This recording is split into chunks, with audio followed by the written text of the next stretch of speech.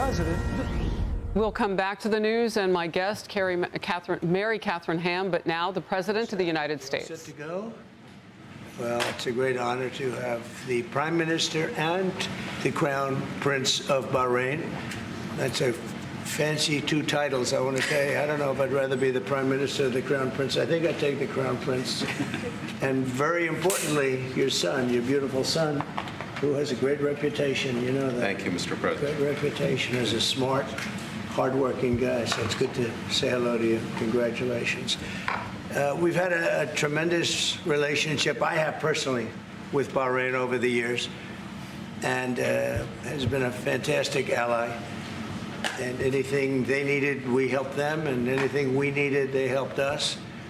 And we're going to be talking about a lot of different things, including the most perfect military maneuver that anybody's seen probably in 50 years, which took place a few weeks ago in Iran, knocked out their entire potential nuclear capacity. And it was obliterated. You know, I used that term. They said, well, maybe that's too much. I said, no, it turned out it was more than obliterated. They can't go back. And we're just really going to talk about some things, including trade. We're going to be discussing trade. We do a lot of trading with Bahrain. And we're going to have lunch after this, but we'll take some questions. At first, I'd like to ask the Crown Prince to say a couple of words. And he also has a father who's living and well and doing fantastically, as I understand it. He is. And somebody who's respected all over the Middle East and all over the world. And thank you very much for being here. Thank you, Mr. President. Thank you, one and all. It is indeed a great honor to be here on this fine morning to put into action the relationship that exists between our two countries. We will be discussing security issues, we'll be discussing trade and investment, which is very important. We're very happy to be announcing $17 billion worth of deals that are coming to the United States. And this is real. This isn't... It's real money. These aren't fake deals. These are real deals. They don't have to borrow the money. We don't have to borrow it. It's coming in. And it only builds upon a legacy that we're very proud of. We have had a relationship in the civil side between our two countries since 1893 and formally since 1948. So may it long continue, and we look forward to many, many more years of productive partnership. Thank you, Mr. President. We will have You that. honor us. We will have that indeed. We'll have many good years, and I'd say right now is your top year, and we appreciate the investment. It's a great. We left, as you know, Saudi Arabia. We were just there in Saudi Arabia, and Qatar was so great. The leader was great. We had UAE, and we had a couple of other visits, but all great places, and we left with $5.1 trillion of investment, and they all want to be investing in the United States. We have, I think we have over $16 trillion of investment coming in, which is a record, and we're only a little bit into the year.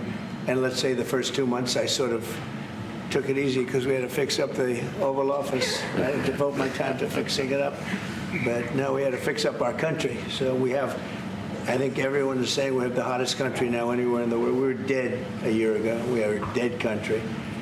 And now we have the hottest country anywhere in the world. And it's a great honor to have you here. Thank you, Mr. President. Any questions? On the developments in Syria at the moment. Well, I can comment. I think I'll ask Marco to say a few words on Syria. Yeah, it's complicated, obviously. These are historic, long-time rivalries between different groups in the southwest of Syria, Bedouins, the Druze community, and it led to an unfortunate situation and a misunderstanding, it looks like, between the Israeli side and the Syrian side. So we've been engaged with them all morning long and all night long with both sides, and we think we're on our way towards a real de-escalation and then hopefully get back on track in helping Syria build a country and arriving at a situation there in the Middle East is far more stable. So in the next few hours, we hope to see some real progress to end what you've been seeing over the last couple hours. Mr. President, Jerome Powell, do you have plans, or if you're back considering firing Jerome Powell, and what's your justification if you're thinking about this to do this? Too late. He's always been too late. Hence his nickname, Too Late. He should have cut interest rates a long time ago. Europe has cut him 10 times in the short period of time, and we cut him none. The only time he cut him was just before the election to try and help Kamala or Biden, whoever the hell it was, because nobody really knew. Obviously, that didn't work, but he tried to cut him for the Democrats, Kamala. And how did that work out? You'll tell me. It didn't work out too well, did it? But I think he does a terrible job. He's costing us a lot of money, and we fight through it. It's almost, the country's become so successful that it doesn't have a big impact, but it does hurt people wanting to get a mortgage. People want to buy a house. He's a terrible Fed chair. I was surprised he was appointed. I was surprised, frankly, that Biden put him in and extended him, but they did. So, no, we're not planning on doing anything. We're very concerned. He's doing a little renovation for $2.5 billion of the Fed, building a renovation, and they have a close to $900 million cost overrun.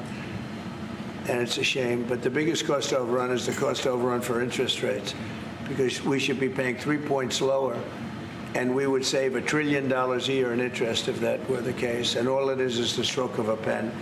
And that goes for his board, too, because his board is not doing the job, because they should try and rein this guy in. So he's doing a lousy job, but no, I'm not talking about that. Fortunately, we get to make a change in the next, 8 months or so. And we'll pick somebody that's good, and we'll pick somebody. I just want a fair job. We want to see lower interest rates. Our country deserves it. We're making a lot of money. We're doing great as a country. We have no inflation, record stock market, record business, record everything. Everything's a record now. We had the worst inflation in history under Biden, and now we have almost no inflation. We've done a great job, and we should have the interest rates cut. So you're saying it today that Scott Bessent, you're so happy with him at Treasury that, he's not your top option to replace Jerome Powell, whenever that may be, whenever you decide what you want to do with him. Scott's doing a very good job. I'm very happy with Scott. Is Kevin Hassett on the top of your list? Kevin's somebody we'd consider. Kevin is fantastic, too. We have a lot of good people for that job. It's not a tough job, to be honest. Assuming you're smart, it's not a tough job. If you're a dummy, then I guess it's a tough job. But it might be one of the easiest jobs I've ever seen. And now on top of it, he's building a close to $3 billion little nest egg for himself. He's not doing the right job. We should be saving $1 trillion a year in interest. When he talks about cost, we should be saving. Think of it, $1 trillion a year. Add that with the tariffs and everything else. But he just doesn't want. He's a knucklehead. But we'll see how that. We'll see how he's listening to this. That's a strange conversation. But we like to say it like it is. But we have a lot of people that want that job very badly, and I'm only interested in low-interest people, frankly, because you don't need. I know. So they had the 71 different economists and people experts that they picked about a month ago. I was the only one, along with one person from maybe the Wharton School of Finance. The two of us got it right. 69 people, including Powell, got it wrong. And he wants to hire thousands of new people to help him decide where we're going in the future. It only takes one good mind. It doesn't take 5,000 good minds. So they're expanding the Fed. It's the dumbest thing I've heard of. But it's very autonomous. Just to follow up on that, sir, are you completely ruling out the idea of firing Jerome Powell? I don't rule out anything, but I think it's highly unlikely unless he has to leave for fraud. I mean, it's possible there's fraud involved with the $2.7 billion renovation. This is a renovation. How do you spend $2.7 billion? And he didn't have proper clearance, et cetera, et cetera. So that's going on. So there could be something to that, but I think he's not doing a good job. He's got a very easy job to do. You know what he has to do? Lower interest rates. Have you drafted a letter to Powell if you decide that you are going to fire him? Have you drafted a I letter? haven't drafted a letter. So you didn't show a letter to Republican lawmakers last night? No, I talked about the concept of fire him. I said, what do you think? Almost every one of them said I should. but I'm more conservative than they are. Mr. President. We talked about it. In fact, we had 11 of the 12 people here yesterday, for a very big bill having to do with crypto, et cetera, and other things. And all of the votes are going with us, every single vote. But during the conversation, when we were talking about it, I asked, what would you do about that? They all said would fire him. Mr. President. Mr. President. Thank you for taking the question, sir. You were in Pennsylvania yesterday. You unveiled $92 billion worth of investments. One of those jumped out, though, $15 billion in Homer City to build the largest natural gas power plant ever. I was at the rally where you told Homer City residents that you would not forget them when the biggest coal plant in Pennsylvania closed down. You delivered for them yesterday. What message do you have to those residents? Well, I'm happy. Homer City, I was there, and I said, I'm going to produce something, I don't know what, because they had shut down this massive coal plant, one of the biggest in the country.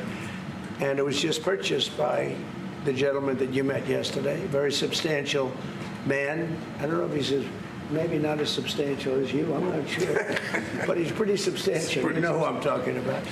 And they're going to spend billions of dollars on rebuilding it, and it's going to be the largest plant of its kind in the world, I believe, actually in the world, and it's going to be great. So we really fulfilled that promise to Homer City, but it's to Pennsylvania, basically. I won Pennsylvania, and very conclusively won Pennsylvania, so I owe them a big debt of gratitude, but thank you for bringing that up. We raised 92, it's actually going over 100, so it'll be over $100 billion to be invested in Pennsylvania. It was Pennsylvania Energy Project. So we had, everybody was there. Larry Fink was there.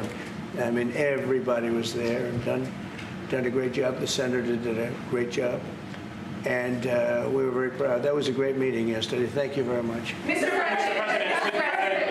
Actually, for each of you, so for the Crown Prince, are you planning on taking any of the Patriot missiles that you're going to receive from the United States and divert those to help Ukraine? We have no current plans, as we have an operational requirement inside Bahrain to keep them there for the present time. At least. He's got plenty of them, too. And Mr. President, on the fentanyl bill, They're wonderful. They're wonderful pieces of kit. They work very well. American technology is the best. Yep. and on the fentanyl bill that you're That's signing. maybe the most important part of this. He has his choice of everything, and we make the best military equipment by far in the Bar world. none. There's nothing close, right? Bar none. Yeah, thank you. And on the fentanyl bill that you're signing today, do you hope that that's going to restart law enforcement cooperation with China on getting the fentanyl? Yeah, I think China's been helping out. I mean, it's been a terrible situation for many years with fentanyl, but since I came here, we're talking to them, and they're making big steps. They're also, as you know, being penalized. You know that, right? They're being penalized with tariffs because of the fentanyl, but they want to do something. We'll see what happens. Mr. President, Thank you, Mr. President.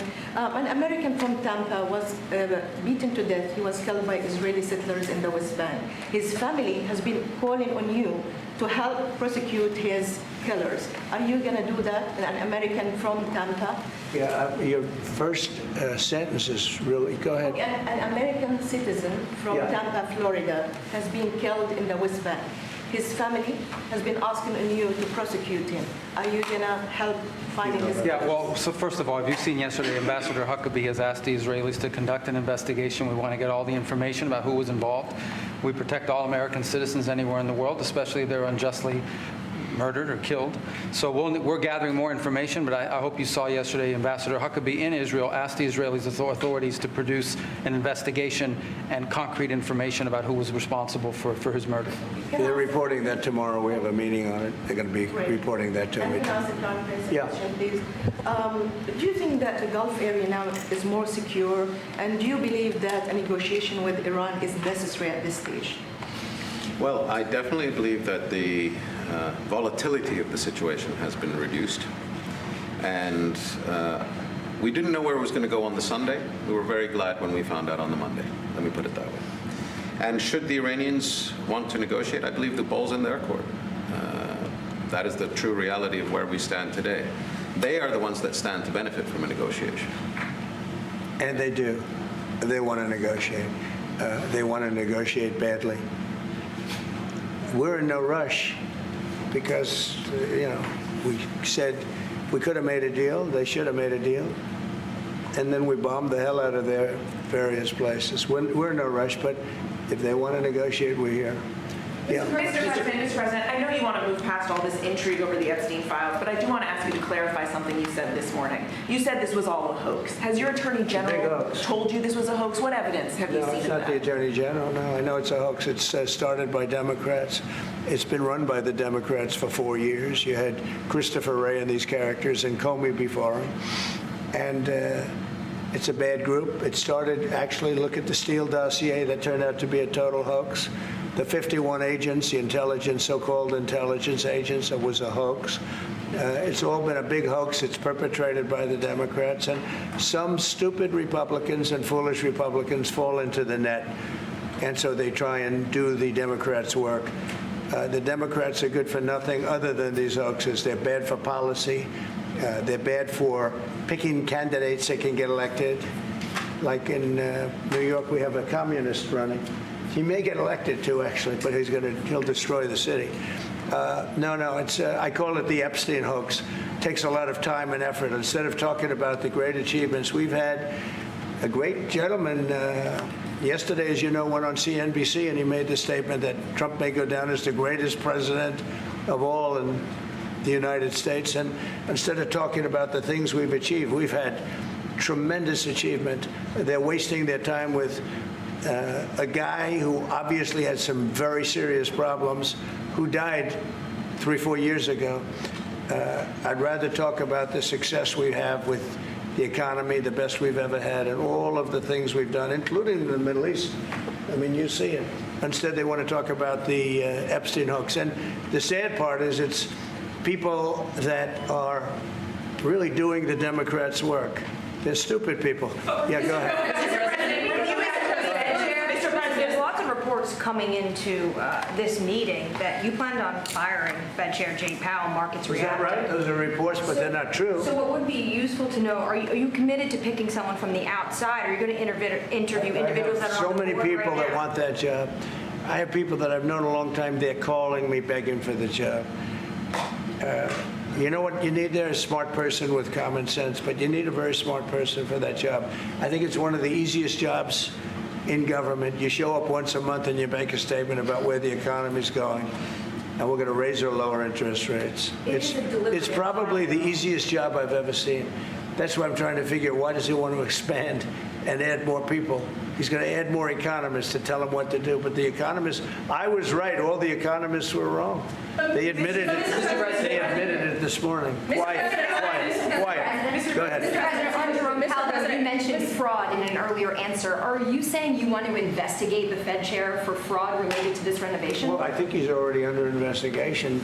He spent far more money than he was supposed to on rebuilding. I didn't see him as being the kind of guy that would want to have parks, rooftop parks and everything else on top of buildings. But who wants to spend that money for the Fed? The Fed is supposed to sit there and say where interest rates are going and a couple of other very easy things to do. And he spent $2.5 billion. I think he's got some problems. Thank you, sir. You also reported a monthly surplus in the month of June, $27 billion. A ton of money. With these new tariff rates coming into effect on August 1st, we're going to be bringing in even more tariff revenue specifically. How much revenue do you think we can consistently bring in from these tariffs, and how big of a game changer is this, not only for the economy, but also fiscal responsibility? Well, we're going to be bringing in, already we've brought in over $100 billion. We'll be bringing in hundreds of billions of dollars. And the tariffs really haven't kicked in that much other than automobiles and steel. August 1st is a big day. August 1st is when very substantial money comes into our country. We've made deals with a lot of great places, but we had one yesterday, that was announced. We have another one coming up, maybe with India. I don't know. We're in negotiation. When I send out a letter, that's a deal. In other words, that's a deal. They don't want to ever say that, oh, how many deals have you made? The best deal we can make is to send out a letter. And the letter says that you'll pay 30%, 35%, 25%, 20%, in one case 50%, Brazil. And because what they're doing to their former president is disgraceful. I know the former president, he fought like hell for the people of Brazil, that I can tell you. And I believe he's an honest man. I think what they're doing to him is terrible. So, yeah, we have some pretty good deals to announce, but every time we send out a letter, that's the deal. The big one really is going to be on the 150 countries that we're really not negotiating with, and they're smaller. We don't do much business with them.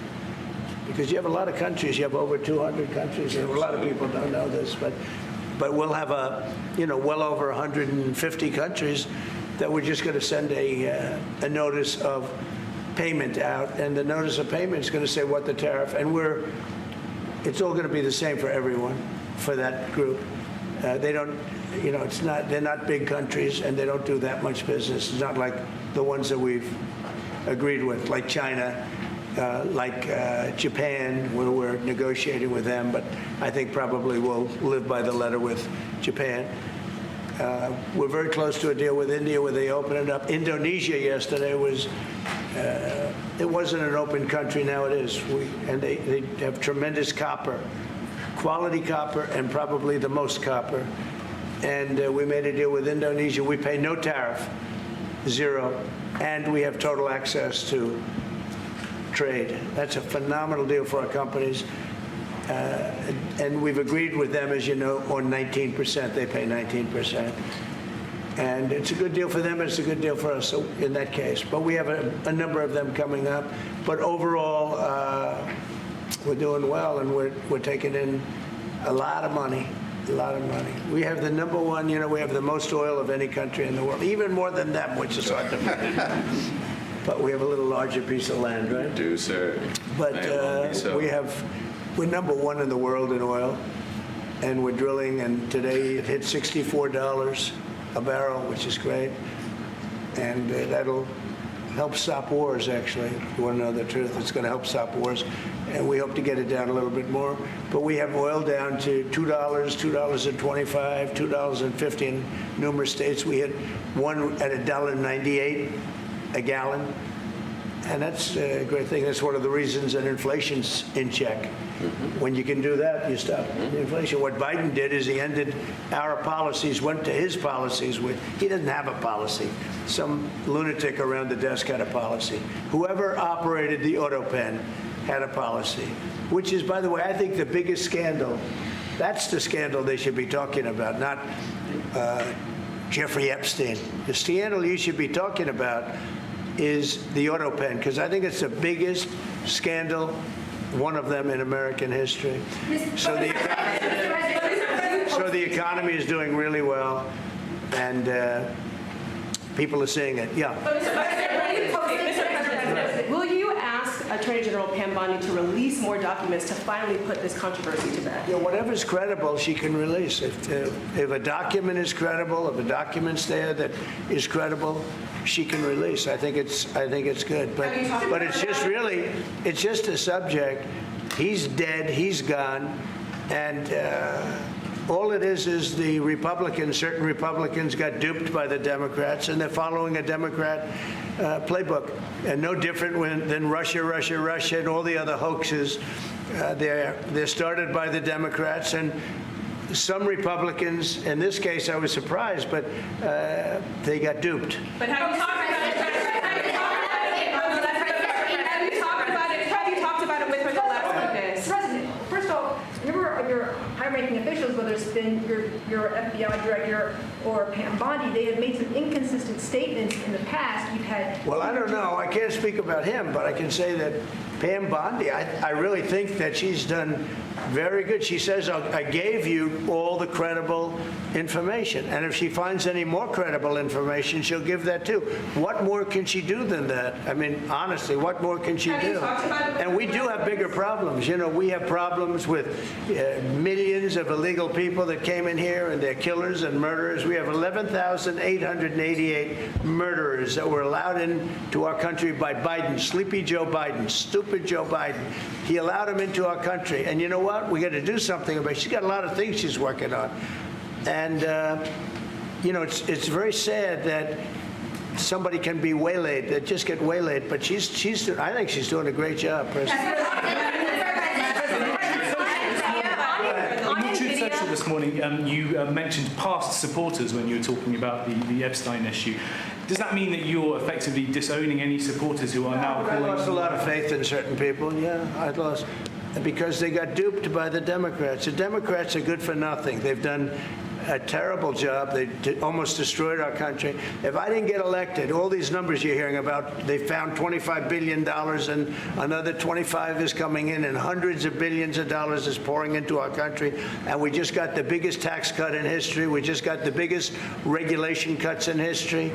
There'll be no tax on tips. There'll be no tax on Social Security. There'll be no tax on overtime. There'll be no tax on so many other things.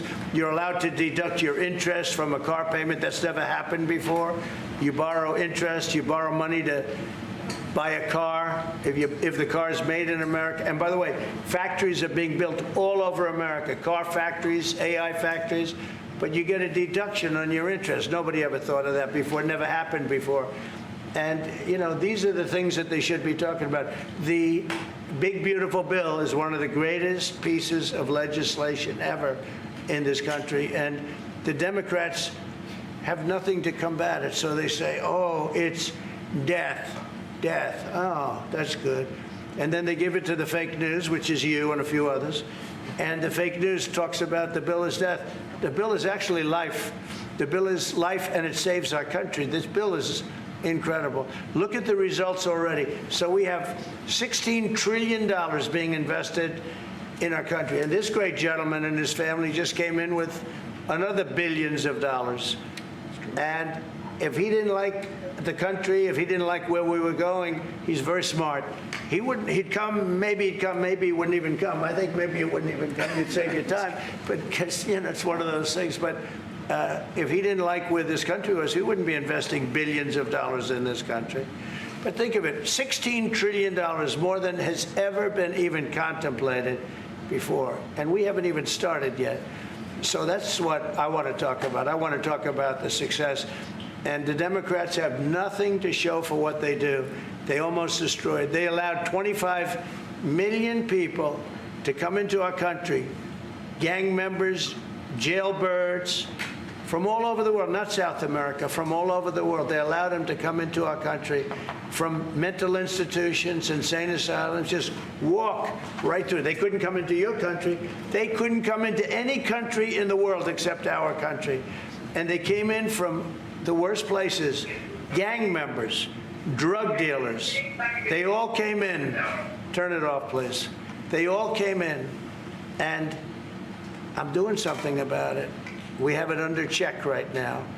We got rid of a lot of the murderers already. Some of them we put in our prisons because they're so bad we don't want to take a chance in putting them in a foreign prison, have them come back. But we've done a great job. Our country's in great shape. We literally have the hottest country anywhere in the world right now. And it's true what the king said, what a lot of people said.